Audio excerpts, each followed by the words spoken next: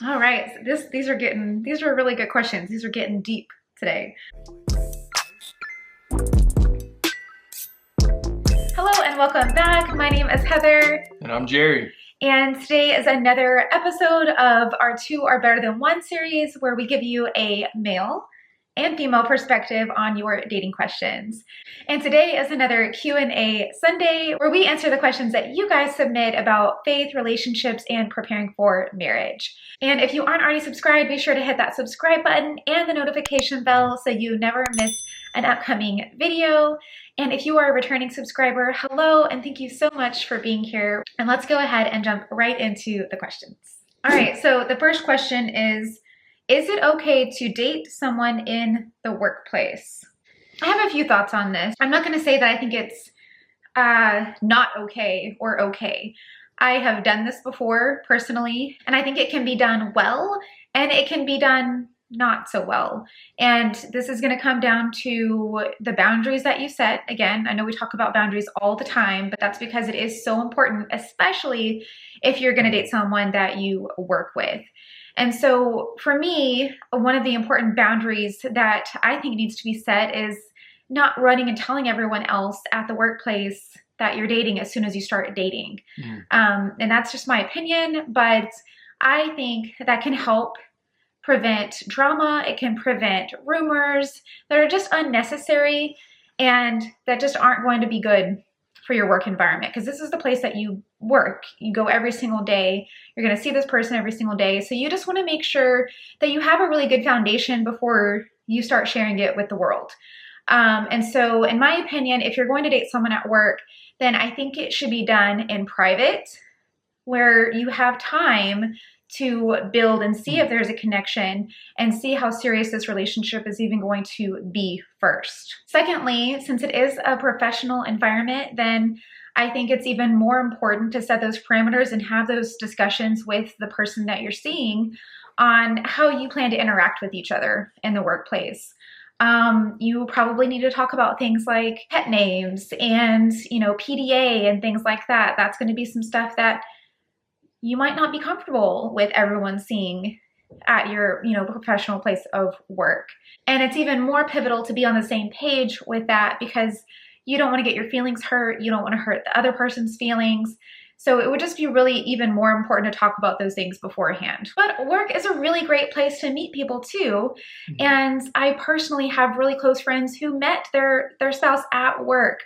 So I'm not going to say that, no, you shouldn't date somebody you work with, because I think that is really limiting, because that can be a great place to find someone who is like-minded, who has similar interests, and they might not even be in the same section as you. You might meet someone on another floor, and you just never know what could happen. But again, it is going to be a lot more important, those boundaries and those parameters that you set around the relationship going into it. Yeah, I agree. I think, you hit it right on the head with, just being cautious and being aware of some of the conversations that might need to take place before the relationship starts, so that y'all are both on the same page whenever it comes to interactions at work.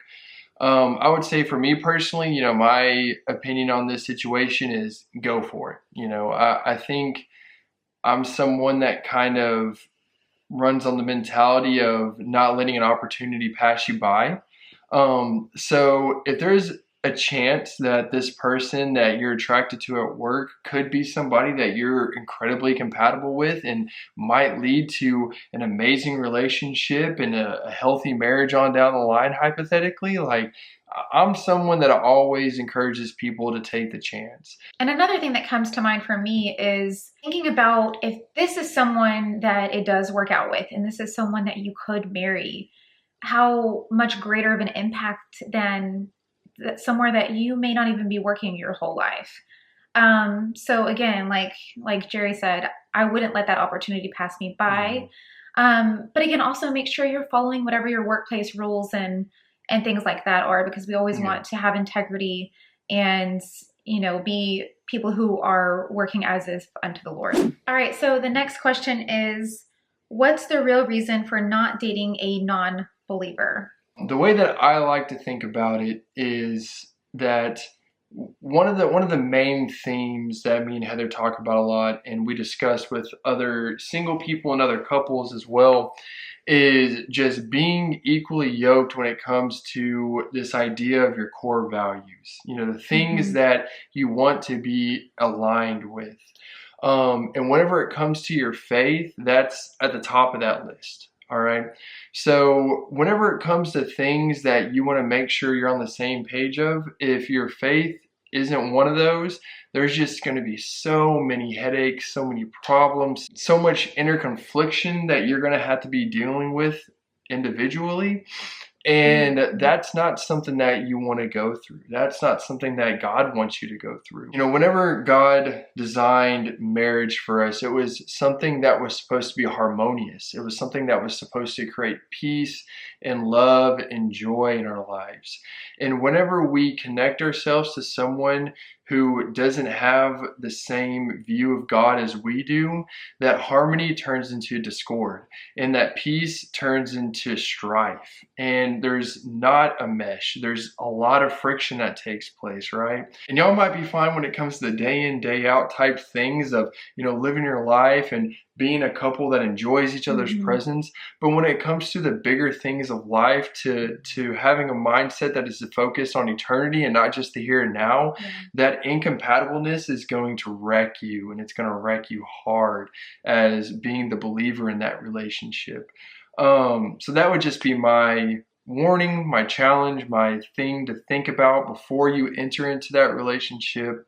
And if you're currently dating someone who isn't a believer, maybe taking some time to really pray and submit yourself to Holy Spirit and just mull over that a little bit. Yeah, I mean, I personally, it's just such a big part of me, my faith in God and my faith in Jesus specifically, that I personally just can't even imagine or fathom being married to someone who didn't share that. Because it's just such a huge part of our relationship. And if you are someone who has a strong faith in God, then you are never going to be fulfilled in a marriage with someone who doesn't share that with you. And like he was saying, maybe in the day in and day out, maybe, but when you have those big moments hit you in life, like, you need someone who is grounded in something much bigger, and not just a higher power, but God, and has that faith in Jesus to keep them grounded and to keep you grounded. And not only that, but I personally believe that a man can't really truly love you unless he's first in love with Jesus. He can't love you in the same way, because we are such selfish beings just innately, that if we don't have that love of Jesus in us, it just makes it that much harder to put down that selfishness and sacrifice for the other person. And a big part of what makes our relationship work in the hard times is that we're rooted in that love of Jesus, and that helps us to humble ourselves before each other. And then if we want to go even beyond that, if you want kids, then I think, thinking ahead, thinking in the future, then that's going to create another huge complication. If you aren't of the same faith, how are you going to raise your kids? Where you want, if one of you wants to go to church and one of you wants to go somewhere else or nowhere at all, then that's going to cause a lot of disagreement. And that's one of those other really big things that's already kind of difficult to agree on everything with when it comes to raising children. That if you're not even in agreement on your faith and how you want to raise your kids, then that might not be something you're thinking about now, but down the line, that's going to be a really big deal. And I've seen couples get divorced over that. And not only that, but I've gotten emails and messages from women who are in marriages where their spouse is not a believer, and it has caused them so much pain, and they're just trying to stick it out because they're already in it. But I would just challenge you, like he said, that if you're not married yet and you're dating someone who's a non-believer, or you're considering it, really, really pray and submit that to the Lord, because I promise you it's going to make things just that much harder. And I truly don't think that you will be fulfilled in the way that you want to be fulfilled in your marriage. I'll add one more thing to that before we move on to the next question. Anytime that we find ourselves sacrificing our faith for other things, you're always going to find yourself in a position of being let down, of feeling that you're missing out on a bigger, more complete life. And this is probably one of the biggest examples of that being something that can happen to you. Whenever you allow yourself to become attached to a non-believer for the rest of your life, just imagine of decades of sacrifices that you're going to have to make when it comes to your faith. Decisions that you would have made differently if your spouse would have been a believer. And that can just add up really quick. One sacrifice can cut you deep enough, but years and years and years of having to do something in a way that is different than God designed you to operate in, that's just not a life that you want to go down. All right, so the next question says, how has your relationship and growth with God in your single season helped you be a wife and mother today? That's a really great question, and I love this question because this is where I think preparation is so important when it comes to marriage and motherhood.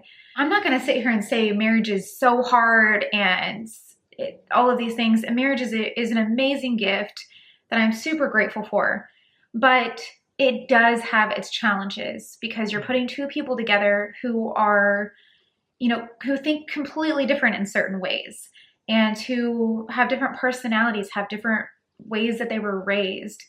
And so one of the ways that already being grounded in my faith has helped me, for one, I was already praying for my husband before I ever even knew who he was.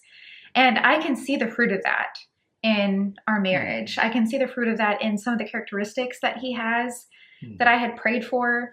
I can see the root of that even in things that I didn't pray for, but that I very much needed. And God knew that I needed in a husband. And so I believe there's power in prayer.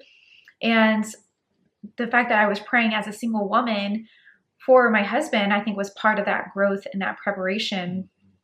And it helped not only to lead me to the right man, but it helped me to be ready for him when I met him. Because there were also things that God had to work out in me to be ready for him. So I think that you can be a new believer and still have a successful marriage, but there's definitely something to be said about that preparation ahead of time. And the same goes for motherhood. Again, becoming a mom was, aside from getting married, that was the biggest, most amazing thing that's ever happened to me in my entire life. And before I had my son, another thing that I did is I prayed over him every single day. I actually had a book of prayers even that I prayed over him when he was still in my tummy. And even before that, before I ever even knew I was going to become a mom, I had that desire in my heart. And I think part of the growth that just happens when you're submitting your life to Christ teaches you a lot of the things that you need in being a wife and in being a mother. One that we've already talked about a lot is self-sacrifice. If there's anything that calls you away from selfishness and into self-sacrifice, it's being a parent. If you're a parent, then I think you can definitely attest to that. And so a huge area that I believe I grew in because of my faith in God was laying down self and learning about patience and, all of those other fruits of the Spirit that come into play when you become a parent and when you become a wife. All right, these are really good questions. These are getting deep today. This one says, was there a specific time or anything done specifically by either of you that made you realize that you were in love, or the specific time you remember falling in love with each other? So first off, I'll start by saying that, the way that I define love is more so focused on the realization of your commitment that you have towards the other person. So not this ooey gooey feeling, not this, oh, I'm so head over heels, I'm just so captivated by you. Like, yes, all that does play a part in it, but it's more so the moment that you realize, I'm willing to do whatever it takes for this other person solely so that their life is better. When you have that realization in your head that I'm willing to sacrifice whatever I have to sacrifice just to put a smile on her face. That moment for me was actually Veterans Day in 2017. During that day, what happened is that I had gone over to Heather's house and we were going to spend the day with each other when I got off of work. I remember showing up and standing in her kitchen, and she comes up to me and hands me this card. And I was like, oh, she got me a Veterans Day card. That's really sweet of her, sort of thing. So I open it up, and it's this really sweet note that she had written to me, and it was just awesome, right? I loved it. And then after that, she goes to the refrigerator and she says, I have another thing for you. And she pulls out this plate of little mini camouflage cheesecakes that she had made. And cheesecake is my favorite dessert. I love cheesecake. I'm crazy about it. But in that moment, I saw that she had taken all this time and effort into doing this detailed, very specific gesture for me. And to some of y'all, that might sound a little bit kind of like, oh, well, what's the big deal? She got you a card and she made you some cheesecakes. Like, how did that make you fall in love with her? But up until that point, our relationship had been, again, we were very intentional about making sure that we were checking the boxes and everything that we were looking for in a spouse, right? And Heather was just knocking out of the park in every single way, It was like a contest. she was amazing. And that's literally the only way I could put it. Every single time that we hung out, it was just getting better and better and better. And for me personally, my service in the military was something that impacted me. And to see that she recognized that and she respected that and she wanted to show, her gratitude not only for, my actions in the past, but also just me as a person, and really, show that she cared about me. And she went through all this effort, to make this gesture and show me that she cared. It was, the final nail in me deciding that this is it. This is the one. Like, from this point forward, I'm going to do whatever I can for this woman. I'm going to serve her in whatever way. I'm always going to be there for her. And if she'll have me, then that's going to make me the happiest man in the world. So yeah, that was my moment. So for me, it wasn't a specific moment in time like it was for him. It was more of like a gradual progression of this just inner knowing that started to happen. I can't pinpoint like an exact thing that happened or an exact situation. I just remember having this feeling like, oh my goodness, I am in love with this man.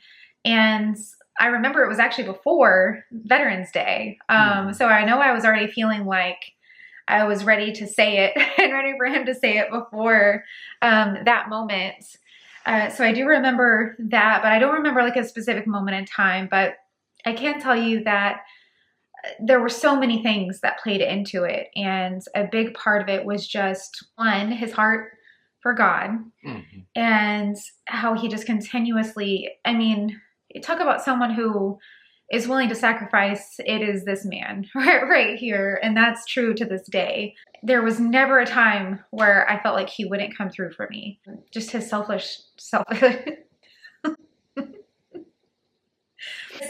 was just so apparent, and I had never met anyone like that. And then just the way I was able to just completely let down my guard in front of him and completely be myself.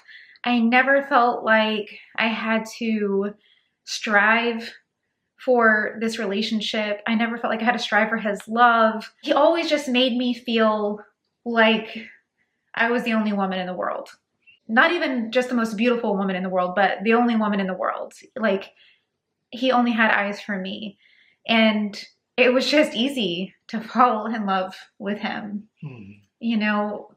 I would have been crazy not to. And when it comes to that feeling, like he was talking about, the ooey gooey love feeling, I definitely did have that. I remember having continuous butterflies. Literally every time he would come over, even after we were already dating for a while, I would still get those little butterflies in my stomach.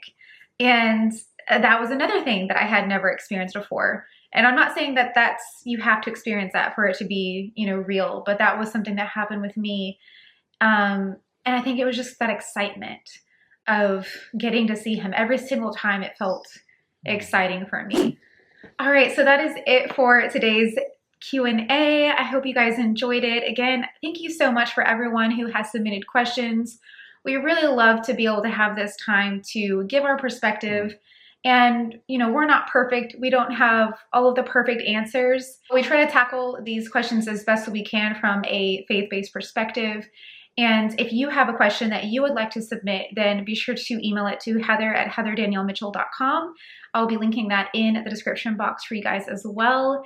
And we do have some more questions that were submitted that we'll be answering in next week's video. So definitely be sure that you are subscribed with the notification bell on and stay tuned for that. And again, just to remind you guys, I do have a private Facebook group that's all about preparing for marriage and making the most out of your single season. So check that out in the description box as well.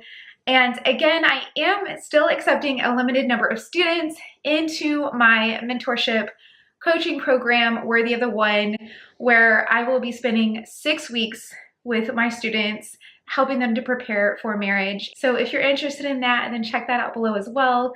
And I would love to talk more with you about it. Other than that, thank you so much for being here, and we'll see you in our next video. Bye. See ya.